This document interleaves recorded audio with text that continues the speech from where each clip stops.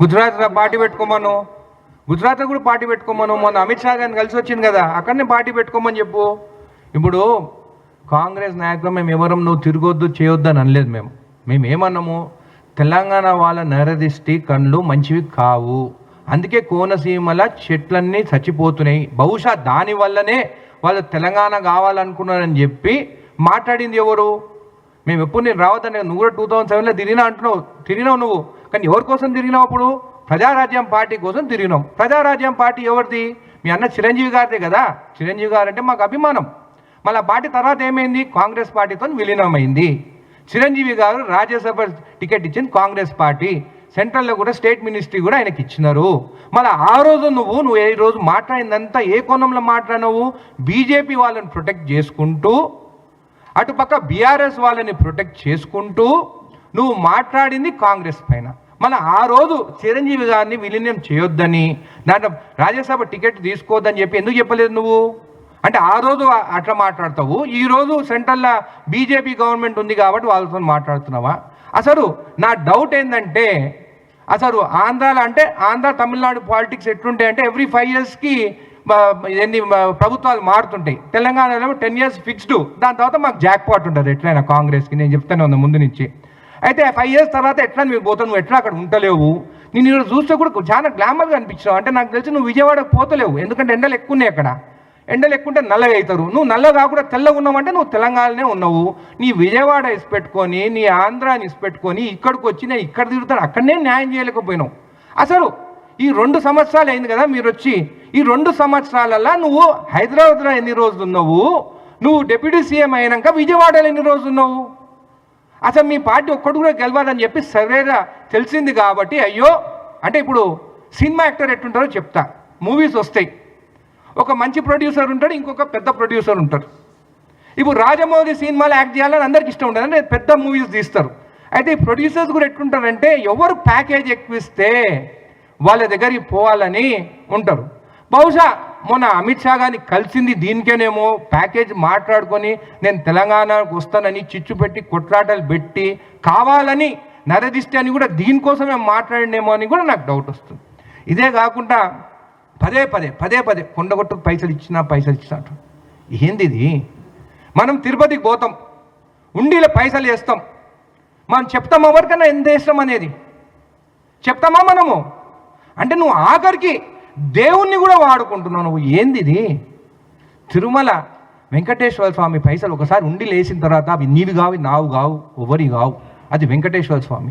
వెంకటేశ్వర స్వామి తన భక్తుడు ఆంజనేయ స్వామికి కట్టించుకుంటున్న గుడి కొండగట్టు స్వామి గుడికి. అట్లాంటిది కూడా దేవుణ్ణి అయినా కానీ నాకు ఈరోజు ఒకటి అర్థం కాలే, పదే ఇంగ్లీష్లో మాట్లాడుతాడు. ఎవరి కోసం మాట్లాడుతాడు? అమిత్ షా వినాలనా? అదే దిస్ అని మాట్లాడుతాడు. ఏంది నువ్వు మాట్లాడేది? తెలుగులో మాట్లాడు, తెలంగాణలో మాట్లాడు. కావాలని మధ్యలో ఇంగ్లీష్ తీసుకొచ్చా national media I will address again later. అంటే నువ్వు ఎవరిని ఇంప్రెస్ చేయాలనుకుంటున్నావు? ఒకటి అమిత్ షాని, ఇక్కడ ఉన్న కేసీఆర్ని. ఏంది నీ మనుషులను కూడా నేను నాలుక చీరండి నా భూమి. నేను ఒకటి చెప్తున్నా, జనవాడ భూమి గురించి నాకంటే ఎక్కువ నీకు తెలియదు. అది మా మక్తా ఊరు. గండిపేట డ్యామ్ కడితే మా భూములే మునిగిపోయినాయి. దాంట్లో నిజాం దానికి మాకు 60,000 రూపాయలు ఇచ్చిండు, బాండ్స్ కూడా ఇచ్చాడు. ఒక చెరువు అనేది ఉంటే నువ్వు చెరువులా నువ్వు ఏమి కట్టొద్దు చేయొద్దు, దాంట్లోకి ఎవరైనా పోవచ్చు. చెరువు ఉంటే పట్టాశిఖం ఉంటే కూడా, పవన్ కళ్యాణ్ నీకు తెలుసో తెలియదో, పట్టాశిఖం ఉంటే కూడా చెరువు అది ఒక పంట వేసుకోవచ్చు, దాంట్లోకి గ్రామస్తులు పోవచ్చు, ఈత కొట్టుకోవచ్చు, చేపలు పెంచుకోవచ్చు, మా ముదిరాజ్ బిడ్డ చేపలు కూడా పెంచుకోవచ్చు. నీకు తెలుసో తెలియదో ట్రెస్ పాసింగ్ కేసు పెడతా అంటున్నావా? అంటే ఒక జర్నలిస్టులు పోయినారు, నేను నిన్న టీవీలో చూసినాను, పోయింది జర్నలిస్టు కూడా నువ్వు స్వేచ్ఛ లేకుంటే ఈరోజు మాట్లాడతావా? నువ్వు ఎట్లా వస్తావు ట్రెస్ పాసింగ్ అంటే? మేము జర్నలిస్ట్, మీరు కూడా నన్ను అడుగుతాను అంటే మీరు పోయి ఏదైనా వీడియోలు తీయాలంటే మీ పైన కేసులు పెడతారు. మళ్ళీ పాకిస్తాన్ అని మాట్లాడుతున్నావు అంటే నువ్వు ఏం మాట్లాడాలనుకుంటున్నావు? మళ్ళీ ఎంఐఎం గురించి మాట్లాడినావు. నువ్వు ఏమి రెచ్చగొట్టాలనుకుంటున్నావు నాకు అర్థమవుతలేదు. నరదిష్టి అనే తెలంగాణ వారికి క్షమాపణ చెప్తావు అనుకున్నాను నేను ఈరోజు. అసలు నేను ఎవరి ప్రెస్ మీట్లు నేను వినను. ఈరోజు నువ్వు మాకు క్షమాపణ చెప్తావని చూస్తే నువ్వు రెచ్చగొట్టి, మీ వాళ్ళకు కూడా రెచ్చగొట్టి కొట్లాటే దారి తీసుకొచ్చేటట్టు నువ్వు మాట్లాడుతున్నావు అంటే నీ సంస్కారం ఇదేనా అని చెప్పి నేను అడుగుతున్నాను. సరే మరి 12 ఏళ్ళు ఎక్కడ పోయినావు? ప్రజారాజ్యం పార్టీ పోయినప్పుడు విలీనం కాంగ్రెస్ పార్టీతోనే అయింది. నువ్వు ఎక్కడ పోయినావు? దాని తర్వాత ఎక్కడ పోయినావు? మల్కాజ్గిరి నిలబడదాం అనుకున్నా నన్ను, మరి ఎందుకు నిలబడలేదు? మొత్తం అన్నీ ఓడిపోయినారు. మీ వాళ్ళు అంటున్నారు అనిరుద్ రెడ్డికి నీకు అర్హత లేదు పవన్ కళ్యాణ్ మీద మాట్లాడితే ఇంకో అని. నేను ఒకటే అడుగుతున్నాను, నేను ఫస్ట్ టైం నిలబడ్డా, జడ్చర్ల ప్రజలు నన్ను గెలిపించిండు. నువ్వు ఫస్ట్ టైం 2 ప్లేస్లో నిలబడితే నువ్వు ఎందుకు ఓడిపోయినావు? నీకన్నా ఎక్కువ అర్హత నాకున్నట్టే కదా. ఇంకోసారి మాత్రము నువ్వు ఇష్టం వచ్చినట్టు మాట్లాడి తిరుగు, నీ ఇష్టము నా దగ్గర తిరుక్కో. ఎవరొద్దంటూ నువ్వు గుజరాత్ పార్టీ పెట్టుకో, మహారాష్ట్రలో పెట్టుకో. గుజరాత్ అంటే నీకు అమిత్ షాని మోడీని చూస్తే భయం ఏమో నీకు, లేకుంటే ఏం ప్యాకేజ్ మాట్లాడుకున్నావు నువ్వు. ఇంతకుముందు చెప్పినట్టు ప్రొడ్యూసర్లు ఎవరు పెద్ద ప్యాకేజ్ ఇస్తే వాళ్ళ దగ్గర పోతావు. నా దగ్గర అయితే అంత ప్యాకేజ్ లేదు, నేను తీసుకొని నా కోసం తిప్పించుకునే దానికి జడ్చర్లలో. నాకు బహుశా తెలిసి జగన్ గారు ఏమైనా ఎక్కువ ప్యాకేజ్ ఇస్తే కూడా అటు కూడా పోవచ్చు. కాబట్టి ఇంకోసారి తెలంగాణ మీద మాట్లాడేటప్పుడు, పిచ్చి పిచ్చి మాట్లాడేటప్పుడు జాగ్రత్త, నోరు జాగ్రత్త అని చెప్తాను. 2 సినిమాలు ఎత్తిపోయినాయి. నువ్వు డిప్రెషన్లో ఉన్నావని నాకు తెలుసు. ఆ ఓజీ మూవీ ఎత్తిపోయే, ఉస్తాద్ భగత్ సింగ్ ఎత్తిపోయే. ఇంకో మూవీ వస్తే కూడా ఎత్తిపోతుందో మంచిగా ఉంటుంది. మేమందరం నీకు మూవీ హిట్ కావాలని అనుకుంటున్నాము, కానీ 2 మూవీలు ఫ్లాప్ అయిన దాని వల్ల డిప్రెషన్లా, అంటే ఎవరు డిప్రెషన్లో ఉన్నా కానీ తెలంగాణ వాళ్ళు మేము సెంటిమెంట్ పీపుల్, ప్రేమతో చూస్తాం.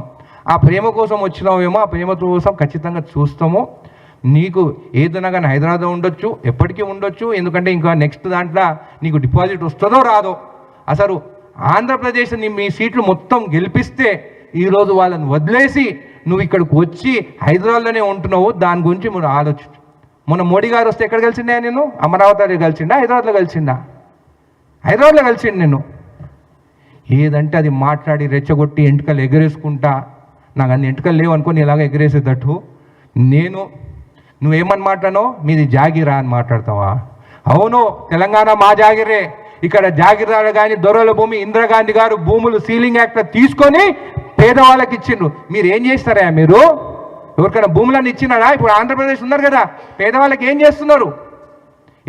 పేదవాళ్ళకి నిన్న ఒక ఫ్యాక్టరీకి ఎక్కడ పోతే ఒక అధికారం నిలబడితే కాళ్ళ మీద కాళ్ళు వేసుకుని ఆ అధికారంతో will go to Singapore. Modi గారేమో బయట దేశాలు పోతుంటావు, నువ్వేమో విల్ గో టు సింగపూర్. అంటే గవర్నమెంట్ పైసలతోని నీ కొడుకుని చూసుకునేదానికి ఇది ఒక ప్లానా? ఇంత చీప్ రాజకీయాలు మేము ఎక్కడ చూడలేదు. మా బ్రతుకు మేమేమో తెలంగాణలో మేము బ్రతుకుతున్నాం. ఏదో ప్యాకేజ్ల కోసమో ఏదో ఎంత మాట్లాడుకున్నావు రేటు నువ్వు తీసుకో. ఎందుకంటే నువ్వు రాజకీయాలకు వచ్చిన తర్వాతనే బాగుపడ్డావు. రాజకీయాలు రాకముందు నీ మూవీలన్నీ ఫ్లాప్ అయితే రోడ్డు మీదకి వచ్చిందని ప్రతి ఒక్కరు మాట్లాడుతున్నారు. నెలకి 50 కోట్ల ప్యాకేజ్ తీసుకుంటున్నారని కూడా బయట ప్రజలు మాట్లాడుతున్నారు. అది ఎంతవరకు నిజమో లేదు, రూమర్ ఉట్టిగానే రాదు. కాబట్టి మీ సినీ యాక్టర్సు అందరు కూడా నిన్ను చూసి నిజంగా బాధపడుతున్నారు. ఇంత చీప్గా నువ్వు మాట్లాడుతున్నావా అని చెప్పి తెలంగాణ వచ్చి దాచుకున్నదేమో తెలంగాణలో. అప్పుడు వైఎస్ జగన్ సీఎం ఉంటే భయపడి ఇక్కడ దాచుకున్నావు. నువ్వు చేసింది ఒకటే ఒక పని మంచిది, చంద్రబాబు నాయుడు గారు జైల్లో ఉంటే పోయి కలిసి వచ్చి అదే నీ టర్నింగ్ పాయింట్. లేకుంటే ఈసారి కూడా అన్నీ ఓడిపోతుండే నువ్వు. కాబట్టి మళ్ళీ నోరు జాగ్రత్తగా ఉండని జనసేన వాళ్ళకు కూడా చెప్తున్నాను. మీరు ఇష్టం వచ్చినట్టు బట్టలు ఊరబిక్కి తంతం ఇంతమంది మాత్రం ఊరుకునే పరిస్థితి లేదు. మేము మంచిగా మాట్లాడుతున్నాము, తిరుక్కోండి, చేసుకోండి, అన్నీ నిలబడతారో నిలబడండి. బీఆర్ఎస్ బీజేపీతో ఎట్లా పొత్తు ఖాయమైపోయింది, ఆ ప్లాన్తోనే నువ్వు వచ్చినావు ఇక్కడికని ప్రతి ఒక్కరికి తెలుసు. వాళ్ళకేమో జనాలు వస్తలేవు వాళ్ళిద్దరికి. సో ఏం చేసిన ఒక సినిమా యాక్టర్గా నువ్వు వస్తే నేను చూసేదానికి జనాలు వస్తానని నేను పక్కకు పెట్టుకున్నాడు. కాబట్టి ఆల్ ది బెస్ట్. కానీ నరదిష్టి అని నువ్వు తెలంగాణ ప్రజలను అన్నావు, మేము వదిలిపెట్టే ప్రసక్తినే లేదు. మా సెంటిమెంట్తో ఆడుకున్నాను, మా సెంటిమెంట్తో ఖచ్చితంగా నీకు బుద్ధి చెప్తాం.